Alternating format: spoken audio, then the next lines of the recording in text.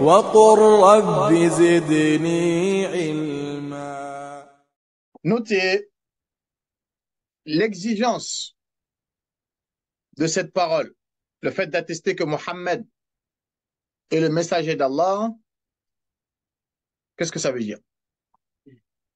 On avait donné le sens, que ça veut dire qu'il n'y a pas d'autre personne ne mérite d'être suivi, d'accord, si on peut dire ça aveuglement, si ce n'est Mohammed sallallahu alayhi wa sallam. Très bien.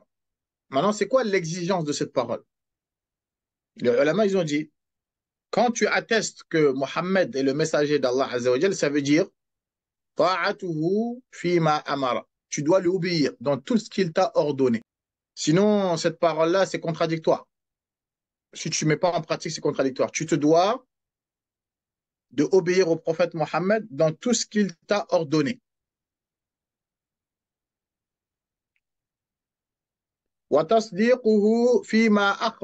Tu te dois de rendre véridique toutes les informations qu'il t'a données. Tu ne dois pas douter de sa véracité. Tu dois rendre véridique, tu dois croire à tout ce que le prophète Mohammed sallallahu alayhi wa sallam t'a informé. Par rapport à ce qui va se passer dans le paradis, ce qui va se passer dans l'enfer, ce qui va se passer dans la tombe, ce qui va se passer à la fin du monde. Il ne faut pas douter. Sinon, tu peux contredire cette parole-là. D'accord? C'est quelque chose d'invisible, mais on a dit que le prophète alayhi salam, il ne parle pas sur l'effet de la passion. Tout ce qu'il dit, on le rend véridique. Et il y a énormément de choses que le prophète alayhi salam nous a informées, on le voit.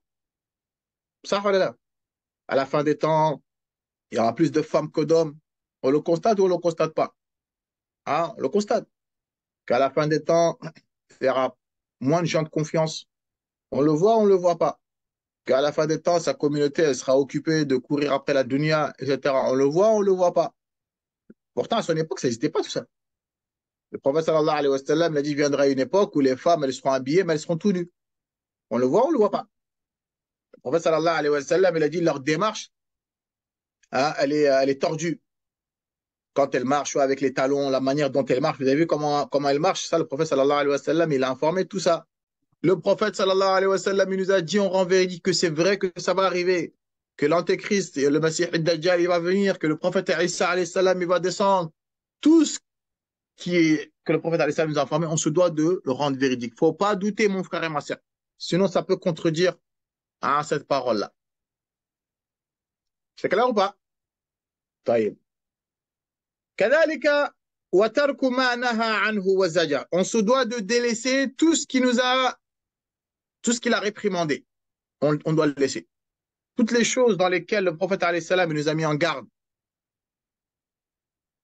les innovations, les péchés, la jalousie, la haine, hein, l'orgueil, toutes les choses qu'il nous a mis en garde et qu'il a réprimandé, on se doit de les délaisser. Quand tu attestes que Mohammed est le messager d'Allah, ça englobe tout ça, là, ce que je viens de dire là. Tu dois lui obéir, tu dois rendre véridique ce qu'il te dit, tu dois t'éloigner de ses interdits.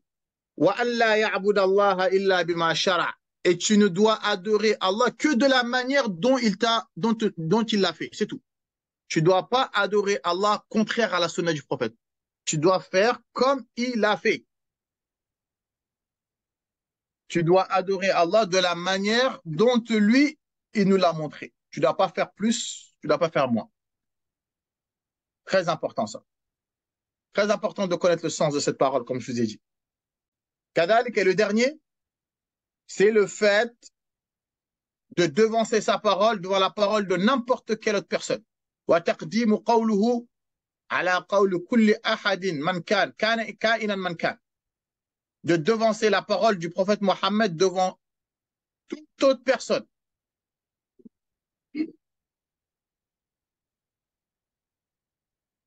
D'accord?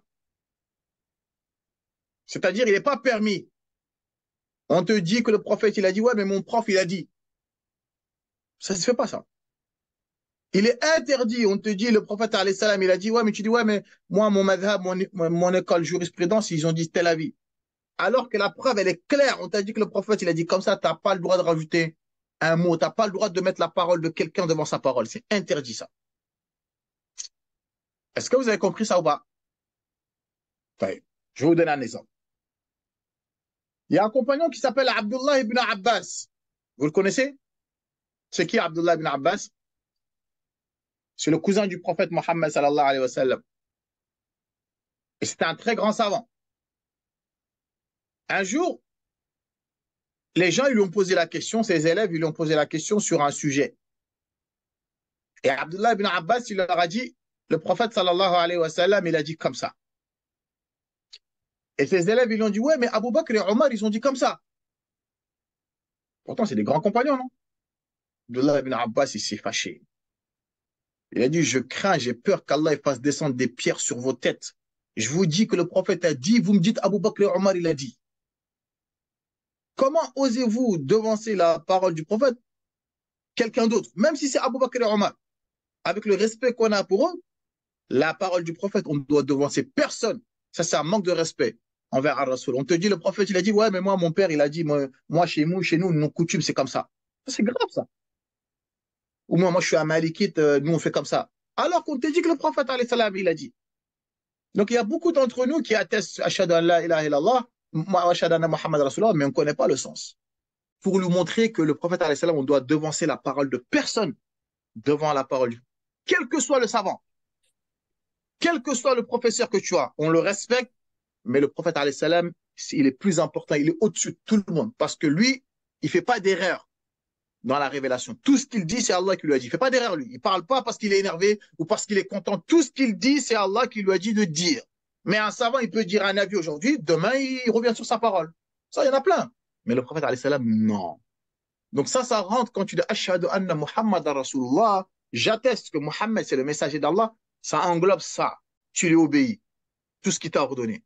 Tu rends véridique ce qu'il t'a dit. Tu t'éloignes de ce qu'il t'a interdit. D'accord? Et madame, et tu n'adores Allah Azzawajal que de la manière dont il t'a dit de faire. Je vais détailler ça. Et tu ne dois devancer la parole de personne devant la parole de Muhammad sallallahu alayhi wa sallam.